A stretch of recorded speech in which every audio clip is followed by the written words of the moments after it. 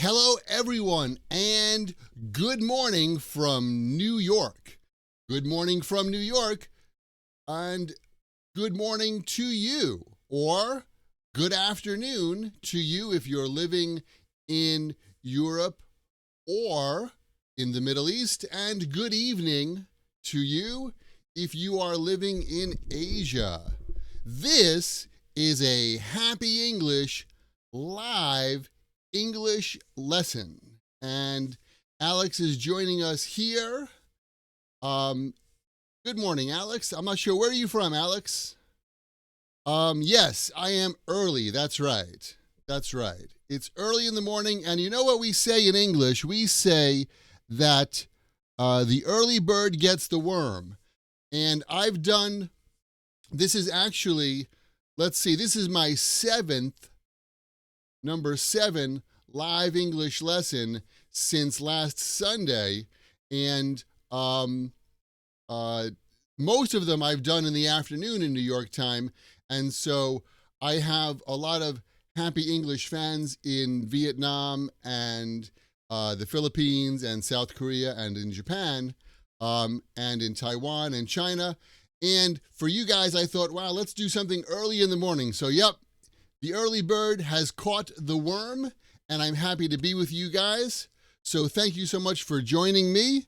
And let's see, Vincent is here. Hi, Vincent. Thank you so much, everyone who's joining me live on YouTube and on Facebook. Yep, that's right. This is live. I don't know how I can show you that it's live, but it is live.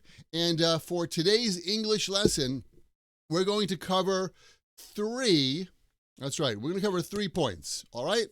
And the 3 points that we're going to cover are how to pronounce the TH sound. I know that the TH sound is very troublesome for a lot of people, so we're going to cover that. We're going to look at a grammar point, which is what's the difference between be going to and will when we talk about the future. All right, so a lot of people have trouble with that grammar point.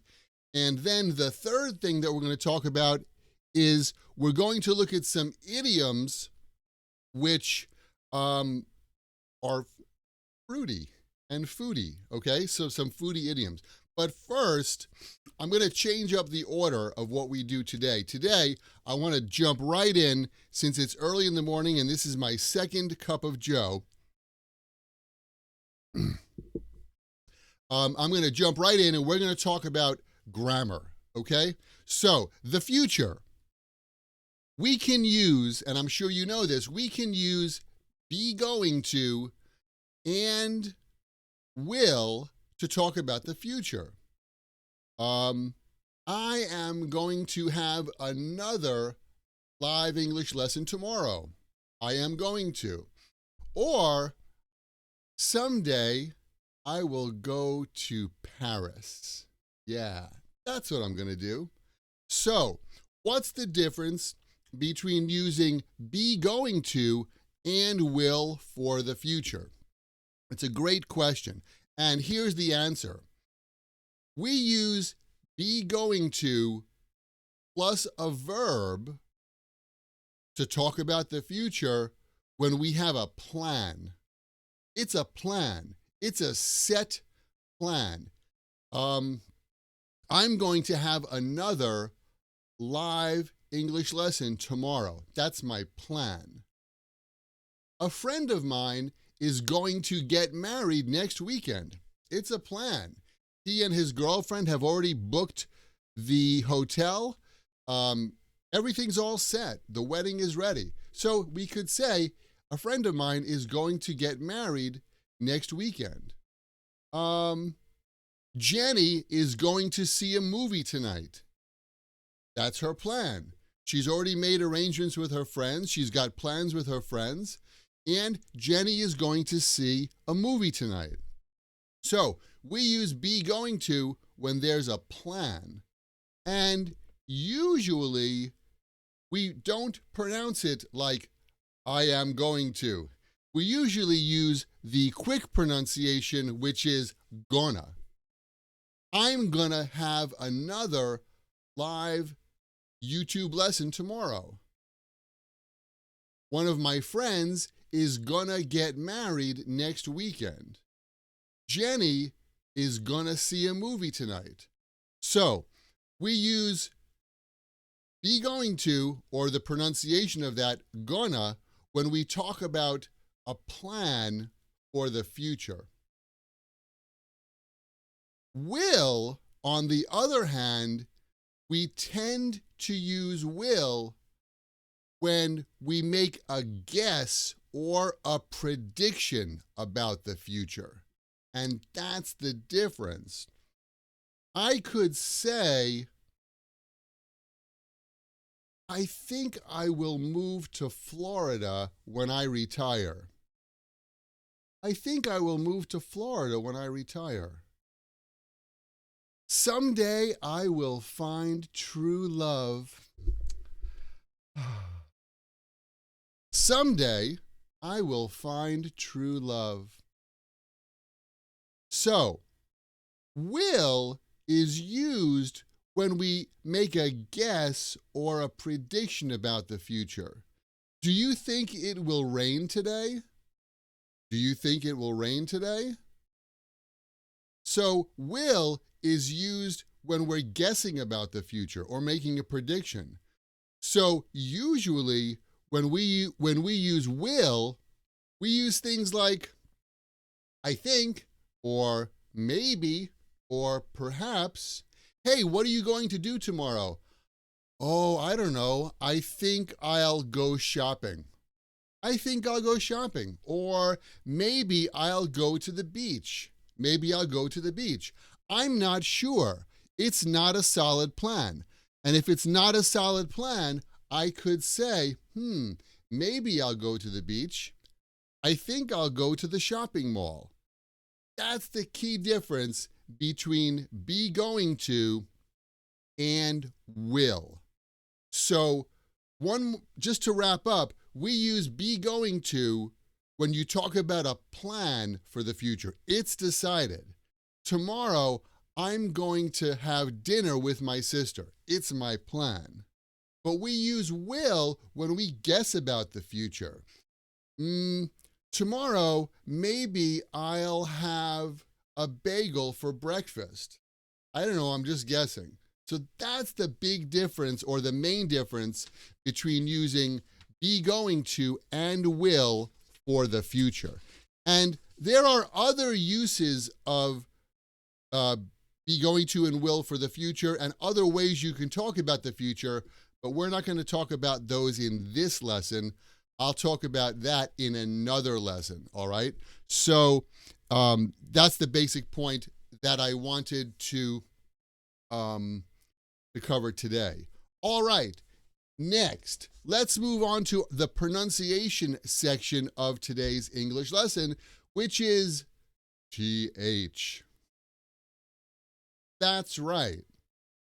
That's right.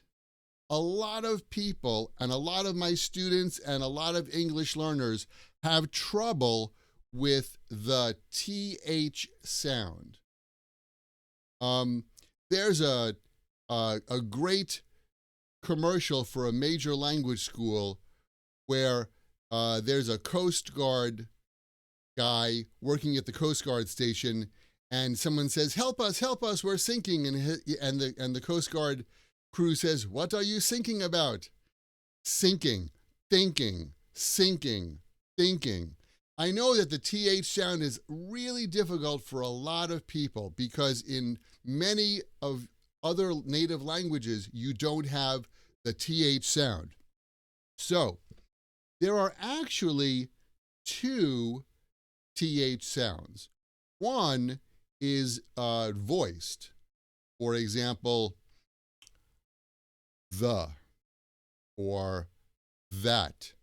You can hear my deep voice right now when I'm saying that or the. The other one is not voiced, like thank you, thank you. But the key point of how to make the sound is the same, which is if you want to pronounce the TH sound, the tip of your tongue has to come here, in between your teeth. The. That's very, very important.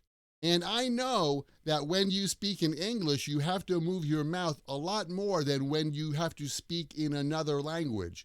That's because in English, we have many different sounds. That was my mouth moving many different ways. So I know it's a little bit difficult to move your tongue that way, but that's what you have to do.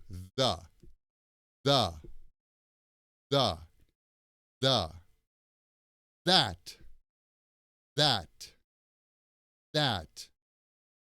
Than. So, for this voiced TH sound, your tongue comes between your teeth just a little bit, kind of like if you imagine that this is your mouth and that's your tongue, the.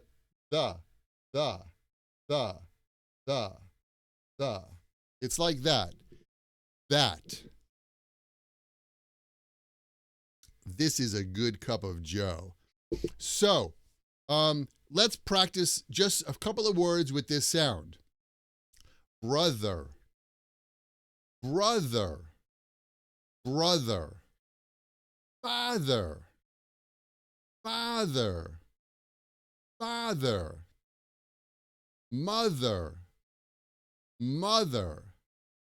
Mother.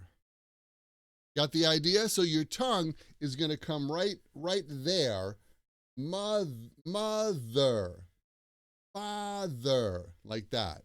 That's how you can pronounce that sound. If your tongue doesn't come out between your teeth, then the TH sound is going to sound like an S. This is my maza. But that, for native English speakers, that doesn't work, and that can lead to some confusion. So, let's try a sentence. That's my brother. That's my brother. That's my brother. Grandma is my father's mother. Grandma is my father's mother. Got it? So, that's how you can pronounce the TH sound. And if you want to work on your English pronunciation, I've got an online course, and there's a link down below this video that you can check out for that. All right, our third point for today's live English lesson. And if you're just joining me now, I wanted to just tell you that this is live, ladies and gentlemen, live. That's right, coming to you live from New York. So, hang on, just getting the equipment ready. Okay. Next, I want to show you 4 idioms that come from food, all right? The first one is, it's a piece of cake. It's a piece of cake. A piece of cake. A piece of cake. Cake is very easy to eat, right? It's a very easy thing to eat. It's sweet, it's delicious, so it's easy. So if something is easy for you to do, you could say, it's a piece of cake. It's a piece of cake.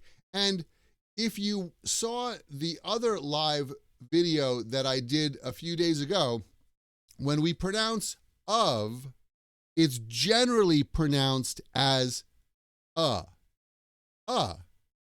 It's a piece of cake. It's a piece of cake. It's a piece of cake. For my friend Nick, fixing cars is a piece of cake. Fixing cars is a piece of cake for him. In other words, it's very, very easy for him to fix cars. All right. When I was in Tokyo Station, I was a little nervous, but finding the right train was a piece of cake. There were many signs in English, so finding the right train was a piece of cake. It was very easy for me. How about you? What's a piece of cake for you to do? Maybe cooking is a piece of cake, Or maybe dancing is a piece of cake. Why don't you leave a comment below and let us know what's a piece of cake for you? And you can say something is a piece of cake. All right.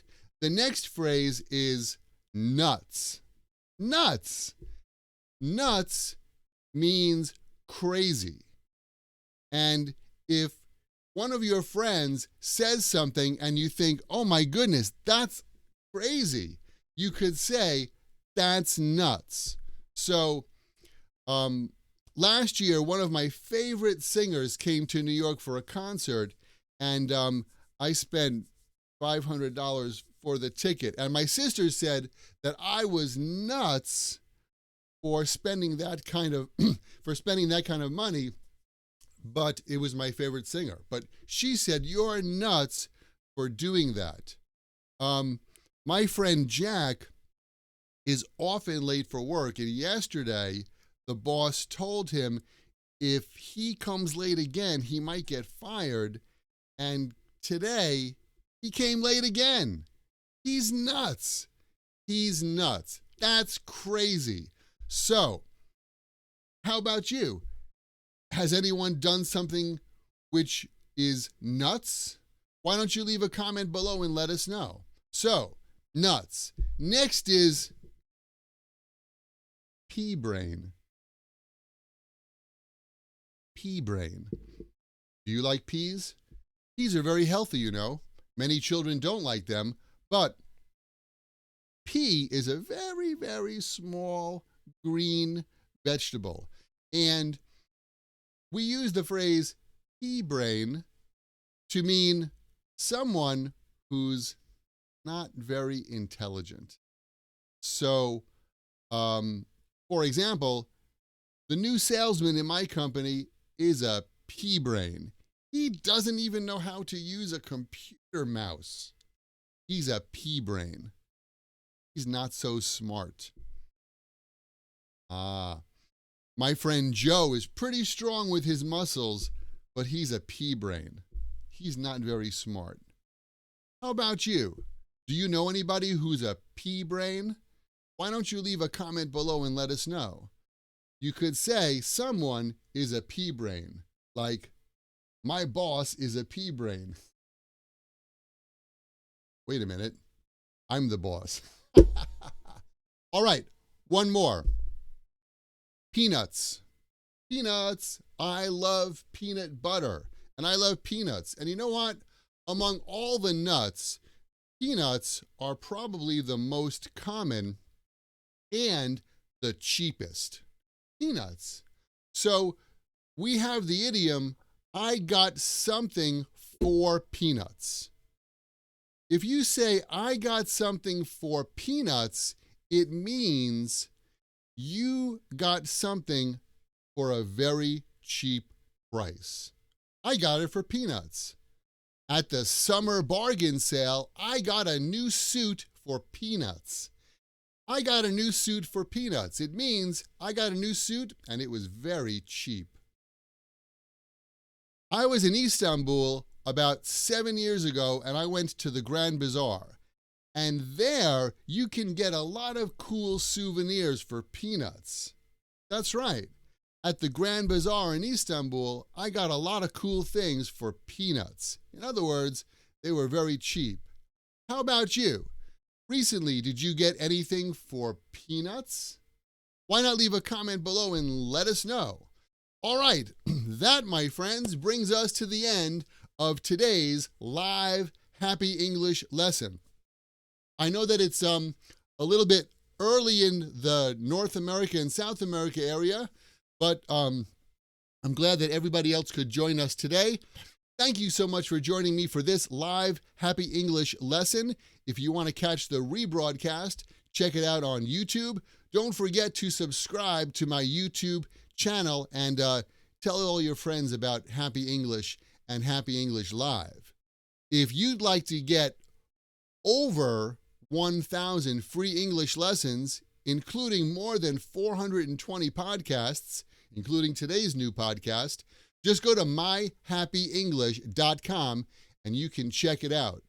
And I'll see you again tomorrow for another live Happy English lesson. So thank you so much for joining me today, and I'll see you next time right here at Happy English. Bye, guys.